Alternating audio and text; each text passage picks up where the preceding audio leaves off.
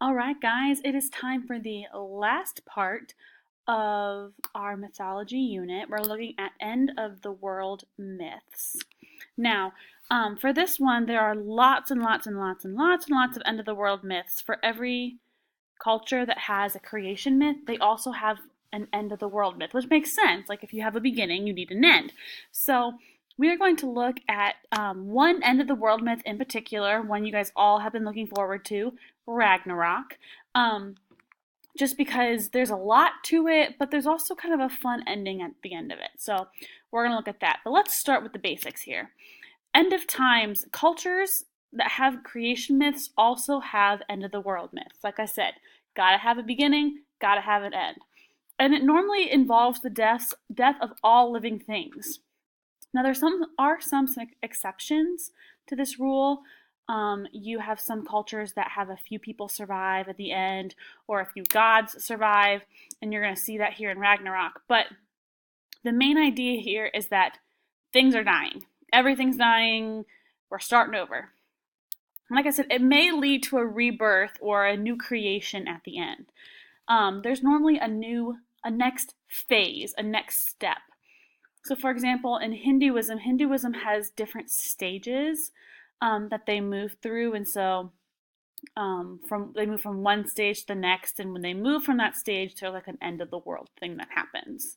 In Christianity, it's believed that Christians will go and spend eternity in heaven with the Lord, and so again, we see a transition into a new life. Now, for Ragnarok, it's a little bit different.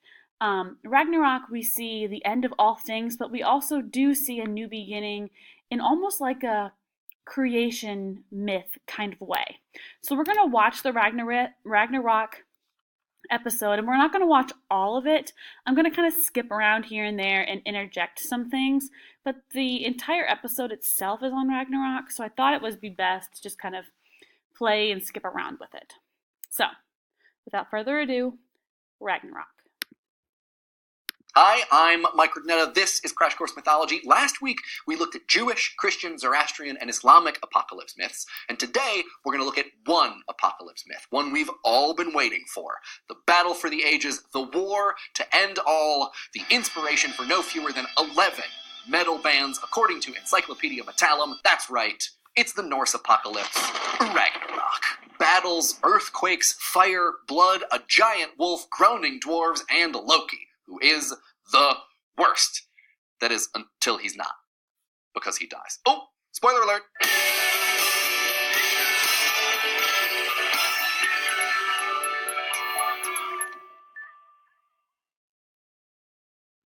In many versions of the Norse myths, Ragnarok is the conclusion of one Loki story that we've already covered. Now, we didn't talk about the Loki story, but let me give you a little hint or a little tidbit into how it is. In some of the classes, I think I have talked about it a little bit. So, Loki likes to get himself into trouble, as we've known. He's a trickster god, but he kind of is viewed as like this god that just basically wants to see the world burn. And so he tricks one of the other gods into killing a different god on accident. Like this, he's got no clue. This other god has no clue that he's going to kill Balder, and Balder is the name of the god that gets killed. And Balder's like the beloved god. Everyone loves him. He's beautiful, and his smile is lovely, and all that fun stuff. So we see that Loki has tricked this god into accidentally killing Balder, and now the gods are ticked. So Loki runs off and tries to hide, but he can't hide. He ends up getting caught. And his punishment then is that he is tied to a rock, and a snake drops venom on his head every day, and it burns him.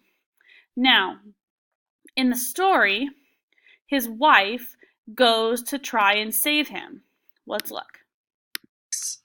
For eternity. Somehow, Loki's wife Sigyn arranges to stay with her husband, where she sits and uses a wooden bowl to catch the snake venom. But even so, whenever she gets up to empty the bowl, a few drops land right on Loki's face. Rinse and repeat, except with snake venom for eternity. Or, as Crossley Holland put it, that is how things are and how things will remain until Ragnarok. This is actually where the timing gets a little complicated. So from this point then, we see Loki chained to this rock and we have the venom falling on his face up until the time of actual Ragnarok happens. So now we're going to transition into the actual when Ragnarok is beginning. Something that's yet to come. According to myth, we'll know that Ragnarok is nigh because first we'll have Fimbulvinter, 3 long winters all in a row. Cold, bitter, unending winters that make people hungry and then hangry and then fight and kill each other. Brothers killing brothers, sisters killing sisters, whole families turning against one another, like when you're on vacation and everyone skips lunch. Civilization crumbles. Buildings are destroyed through war and neglect. Humanity itself deteriorates and people become like wolves to each other. And then, when nearly all of the people have killed each other, and those who are alive are acting like beasts, the mythological wolves Skoll and Hati will come out and eat the sun and the moon. The stars will fade, and everything will go dark and cold, and there will definitely be no more smorgasbords. Boy, Norse, howdy, things haven't even gotten going yet, because now the earthquakes begin. We've talked about apocalyptic earthquakes before, the kind that topple trees and crumble mountains, but these earthquakes will also cause the earth itself to shift. And guess what?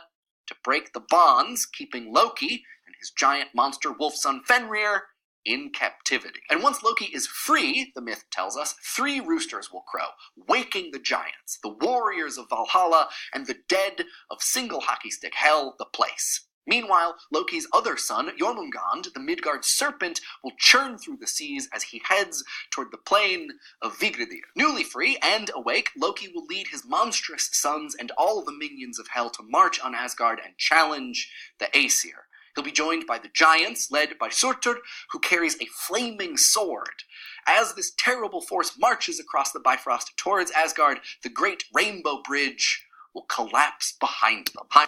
So, we see that the bridge is collapsed, right? The Rainbow Bridge, that you guys have heard of the Bifrost, is collapsed now. Loki is on his way with these monsters, and they are gearing up for a fight. Let us see what happens in the fight. Onslaught, perhaps best dealt with in the thought bubble. The battle begins and quickly turns into a collection of heroic duels. The fight doesn't go well for anyone. Tyr and Garm kill each other in battle. Thor defeats Jormungand, but not before the dying serpent spews venom all over the thunder god and Thor falls, poisoned. Even Loki and Heimdall fight so savagely that they slay each other, which I guess means someone else will have to be the worst now? Anyone have any nominations? As for Odin, he attacks with his mighty spear, Gungnir, but Fenrir seizes Odin in his mighty jaws and swallows the Allfather.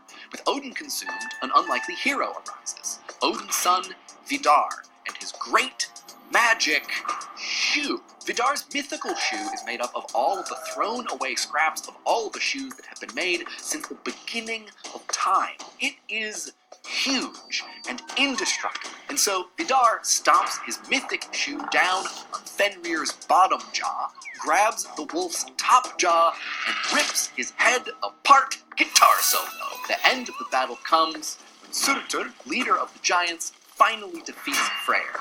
He turns and with his flaming sword sets all the worlds ablaze. According to one version of the story, Asgard and Midgard and Jotunheim and Niflheim will become furnaces, places of raging flame, swirling smoke, ashes, only ashes.